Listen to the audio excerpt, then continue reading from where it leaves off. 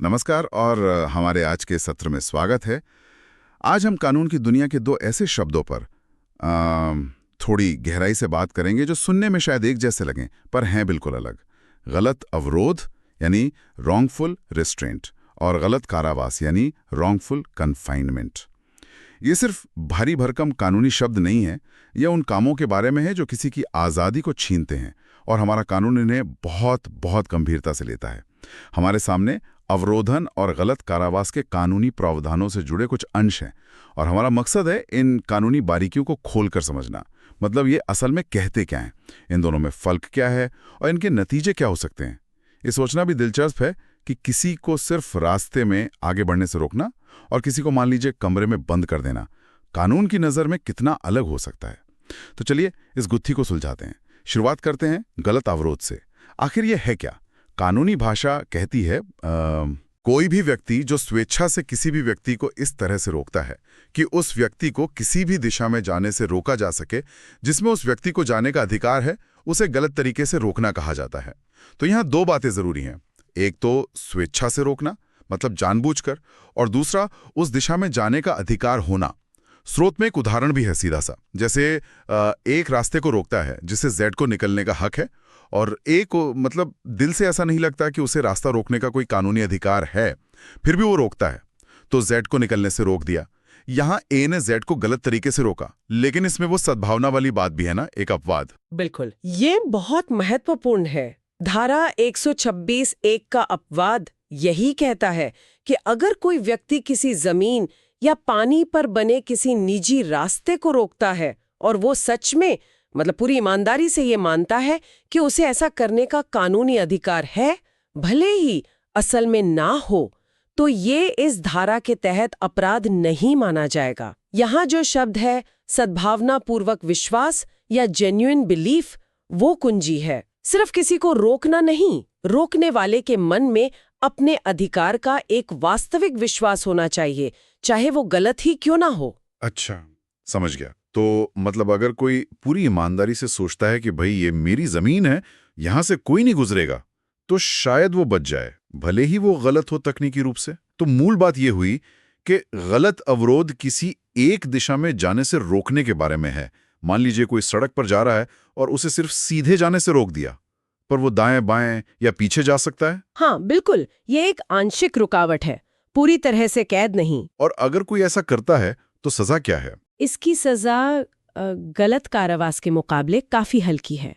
धारा 126(2) के अनुसार इसके लिए 1 महीने तक का साधारण कारावास हो सकता है। साधारण कारावास? हाँ, मतलब जिसमें कठोर श्रम नहीं होता, या फिर 5,000 रुपए तक का जुर्माना लग सकता है, या फिर दोनों भी हो सकते हैं, जेल भी और जुर्माना भी। ये सजा दिखाती है कि कानून इसे गलत तो मानता है, पर यह स्वतंत्रता का पूरा हनन नहीं है। ठीक है, एक दिशा में रोकना, 1 महीने तक की सजा या जुर्माना, समझ गया। अब आते हैं दूसरे शब्द पर, गलत कारावास। ये कैसे अलग है और कितना अलग है? हाँ, अब यह मामला एकदम बदल जाता है और काफी गंभीर हो जाता है। धारा 127(1) इसे परिभाषित करती है। वो कहती है, जो कोई भी किसी व्यक्ति को गलत तरीके से इस तरह रोकता है कि उस व्यक्ति को कुछ निश्चित परिसीमाओं से बाहर जाने से रोका जा सके, उसे उस व्यक्ति को गलत तरीके से सीमित करना कहा जाता है। यहाँ फर्क साफ है, देखिए। अवरोध में सिर्फ एक रास्ता या दिशा रोकी जाती है, पर कारावास में व्यक्ति को एक दायरे में मतलब कुछ सीमाओं के अंदर बांध दिया जाता है। उसे उस तय सीमा से बाहर किसी भी दिशा में जाने से रोक दिया जाता है। अच्छा, तो मतलब पूरी तरह घेर लेना। स्रोत में दिए गए उदाहरण इस फर्क को और साफ करते हैं शायद। पहला उदाहरण था कि ज को एक 4 दीवारी वाली जगह में धकेलता है या जाने को मजबूर करता है और फिर दरवाजा बंद कर देता है।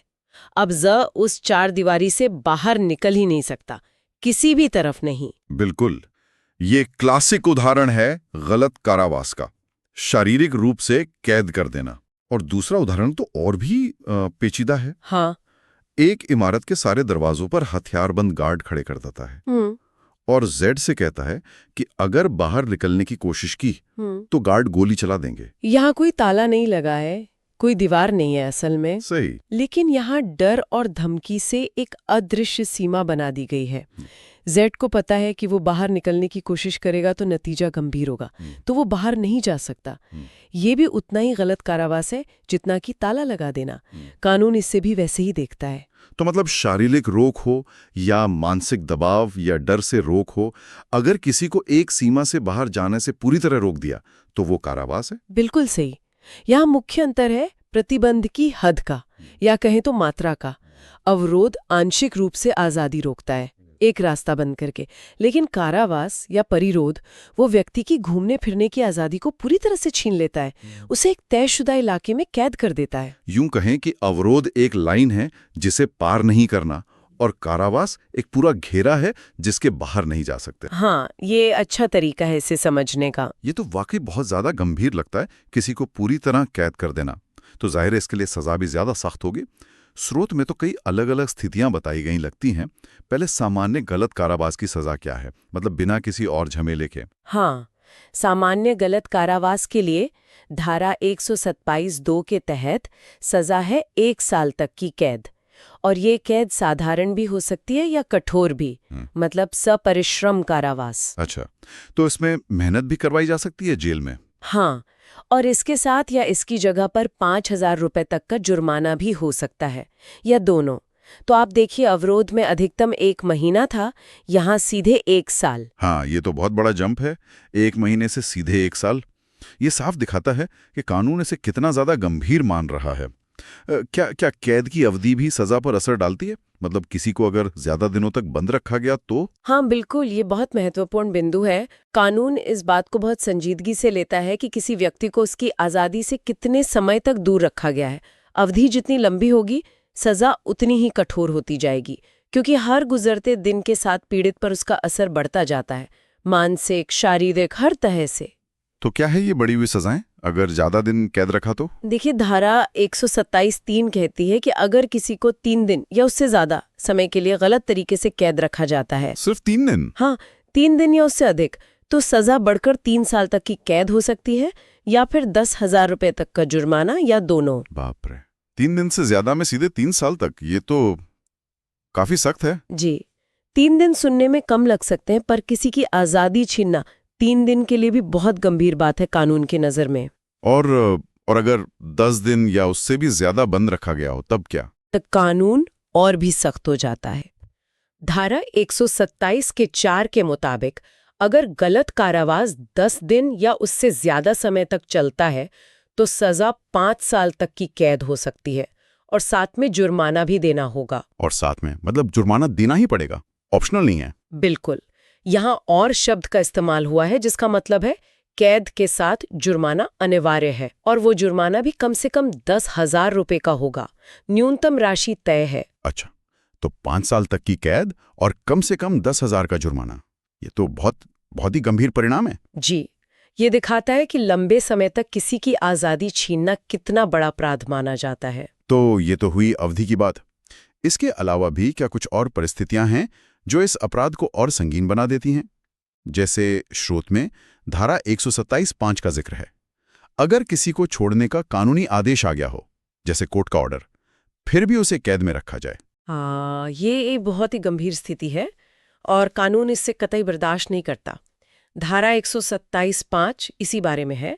अगर किसी व्यक्ति को गलत तरीके से कैद में रखा गया है और कैद करने वाले को ये पता है, उसे जानकारी है कि उस व्यक्ति की रिहाई के लिए अदालत ने कोई रिट जारी कर दिया। रिट जैसे वो होता है ना, हेबियस कॉर्पस, बंदी प्रत्यक्षीकरण। हाँ बिल्कुल, जैसे बंदी प्रत्यक्षीकरण रिट जारी हो गया और ये बात कैद करने वाले को पता है, फिर भी वो उसे रिहा नहीं करता, तो उसे बहुत भारी सजा हो सकती है। जो भी सजा उसे कारावास के लिए मिलनी थी, मान लीजिए अवधि के आधार पर 3 साल या 5 साल, उसके अलावा मतलब उसके ऊपर से 2 साल तक की और कैद हो सकती है, और जुर्माना भी।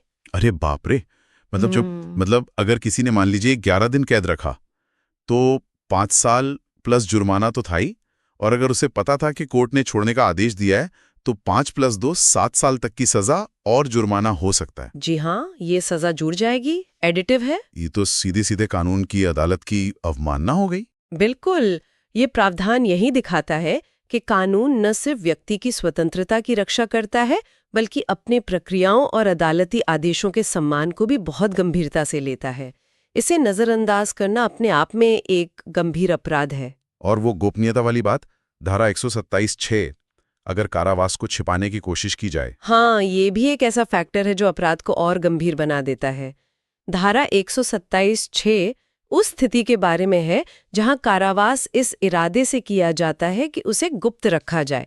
मतलब कैद करने वाला चाहता है कि कैद किए गए व्यक्ति के घर वालों को, दोस्तों को या किसी पुलिस या सरकारी अधिकारी को पता ही न चले कि उसे कैद किया गया है, या ये न पता चले कि उसे कहाँ रखा गया है। अच्छा, छिपाने की नीयत से। हाँ, अगर ऐसा इरादा साबित होता है तो इसमें भी जो मूल सजा है, अवधि या रिट वाली, उसके अलावा 3 साल तक की और कैद और जुर्माना हो सकता है।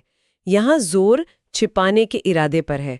यह अपराध को और ज्यादा घिनौना बनाता है क्योंकि ये पीड़ित की मदद या रिहाई की हर संभावना को खत्म करने की कोशिश है। ये तो सजा बढ़ती जा रही है। अगर मान लें 11 दिन कैद रखा, 5 साल प्लस जुर्माना, रिहाई के आदेश को नहीं माना प्लस 2 साल, और छिपा कर रखा प्लस 3 साल, तो ये तो 5 + 2 + 3 = 10 साल तक पहुंच सकती है सजा, और जुर्माना अलग। हाँ, ये संभव है। ये दिखाता है कि कानून इन एग्रीवेटिंग फैक्टर्स को कितनी गंभीरता से लेता है। और बात करते हैं उन स्थितियों की जहां कैद किसी खास अवैध मकसद से की जाती हैं। स्रोत में धारा 127(7) और 127(8) का जिक्र है। ये क्या है? हाँ, ये धाराएं कारावास के पीछे के जो विशिष्ट बुरे इरादे होते हैं उनको संबोधित करती हैं। धारा 127(7) कहती है कि अगर किसी को इसलिए कैद किया गया है ताकि उससे या उससे जुड़े किसी व्यक्ति से कोई संपत्ति या मूल्यवान प्रतिभूति मतलब जैसे कोई प्रॉपर्टी के कागजात या शेयर्स या बॉन्ड्स। हाँ, बिल्कुल, कोई भी ऐसा दस्तावेज जिसकी कीमत हो या जिससे कोई कानूनी अधिकार मिलता हो, तो अगर ऐसी कोई चीज ऐंठने के लिए या फिर कैद किए गए व्यक्ति या उससे जुड़े किसी को कोई गैर कानूनी काम करने पर मजबूर करने के लिए या कोई ऐसी जानकारी देने पे मजबूर करने के लिए जिससे किसी अपराध में मदद मिले, अगर इस नियत से कैद किया गया है तो इसकी सजा 3 साल तक की कैद और जुर्माना है। ये सजा भी मामले के तथ्यों के अनुसार मूल सजा के अतिरिक्त हो सकती है। अच्छा, तो ये तो हो गया जैसे किडनैप करके फिरौती मांगना या किसी को ब्लैकमेल करके कोई गलत काम करवाना। और धारा 127(8) वो भी कुछ ऐसी ही है। वो भी जबरदस्ती से जुड़ी है, पर उसका फोकस थोड़ा अलग है। धारा 127(8) तब लागू होती है जब कैद इसलिए किया गया हो ताकि कैद किए गए व्यक्ति से या उससे जुड़े किसी से किसी अपराध या गलत काम के बारे में कोई कबूलनामा, मतलब कन्फेशन, हासिल किया जा सके। अच्छा, जुर्म कबूल करवाने के लिए। हाँ, या कोई ऐसी जानकारी निकलवाने के लिए जिससे किसी अपराध का पता चले, या फिर उसे या उससे जुड़े किसी को मजबूर किया जाए कि वो कोई संपत्ति या मूल्यवान प्रतिभूति लौटा दे या कोई दावा पूरा कर दे या ऐसी जानकारी दे जिससे कोई खोई हुई संपत्ति वापस मिल सके। इन सब मकसदों के लिए अगर कैद किया है तो इसकी सजा भी 3 साल तक की कैद और जुर्माना है। तो मतलब ये दोनों धाराएं 7 और 8 मूल रूप से उस स्थिति के बारे में हैं जहां कैद को एक हथियार की तरह इस्तेमाल किया जा रहा है। पैसा ऐंठने, प्रॉपर्टी हथियाने, कोई जानकारी उगलवाने या जुर्म कबूल करवाने के लिए, मतलब जबरदस्ती करने का एक जरिया। एकदम सही कहा आपने। इन दोनों प्रावधानों का सार यही है। यहाँ कारावास अपने आप में लक्ष्य नहीं है, बल्कि किसी और अवैध लक्ष्य को पाने का साधन है। कानून यहाँ सिर्फ आजादी छीनने को नहीं देख रहा, बल्कि उस बुरे इरादे को भी सजा दे रहा है जिसके लिए आजादी छीनी गई। ये दिखाता है कि अपराध के पीछे की नीयत कितनी मायने रखती है। तो अगर हम इस पूरी चर्चा को अब समेटें तो इन दोनों अपराधों के बीच का निचोड़ क्या निकलता है? गलत अवरोध और गलत कारावास। सबसे सरल शब्दों में कहें तो जैसा आपने शुरू में कहा था, अवरोध मतलब रास्ता रोकना सिर्फ एक दिशा में, और कारावास मतलब एक दायरे में कैद कर देना, हर दिशा में बाहर जाने से रोक देना। और कानूनी प्रावधानों से, खासकर सजाओं में जो इतना बड़ा अंतर है, उससे ये बिल्कुल साफ है कि कानून गलत कारावास को गलत अवरोध के मुकाबले कहीं ज्यादा, मतलब बहुत ज्यादा गंभीर अपराध मानता है। हाँ, 1 महीने की सजा और फिर 1 साल, 3 साल, 5 साल और ऊपर से जुड़ने वाली सजाएं, ये फर्क तो साफ दिखता है। और ये गंभीरता कई गुना बढ़ जाती है अगर कैद लंबी हो, या कोर्ट के आदेश को न माना जाए, या छिपाने की कोशिश हो, या फिर मकसदी जबरदस्ती वसूली या कबूलनामा वगैरह हो। बिल्कुल, किसी की आज़ादी को पूरी तरह से छीन लेना ये मौलिक रूप से अलग और ज्यादा गंभीर है, बजाय इसके कि उसकी आवाजाही को सिर्फ एक दिशा में रोका जाए। कानून इस बात को पूरी तरह से समझता है और मान्यता देता है। स्वतंत्रता का पूरा अभाव आंशिक अभाव से कहीं ज्यादा विनाशकारी होता है। सजाएं इसी सच्चाई को दर्शाती हैं। ये भी सोचने वाली बात है कि ये जो सजाएं हैं, 1 महीना, 1 साल, 3 साल, 5 साल और फिर वो अतिरिक्त 2 या 3 साल, ये सिर्फ किताबी बातें नहीं हैं। ये असल दुनिया के नतीजे हैं। ये दिखाते हैं कि हमारा समाज व्यक्तिगत स्वतंत्रता को कितना महत्व देता है और उसे छीनने वालों के लिए कितने कड़े कदम उठाने को तैयार है। ये संख्याएं समाज के मूल्यों का आईना है एक तरह से। तो ये थी हमारी आज की बातचीत गलत अवरोध और गलत कारावास के कानूनी पहलुओं पर। ये जो हमें स्रोत मिले उन पर आधारित थी। इन बारीकियों को समझना हम सबके लिए जरूरी है, क्योंकि ये सीधे तौर पर हमारे सबसे बुनियादी अधिकारों में से एक व्यक्तिगत स्वतंत्रता के अधिकार से जुड़े हैं।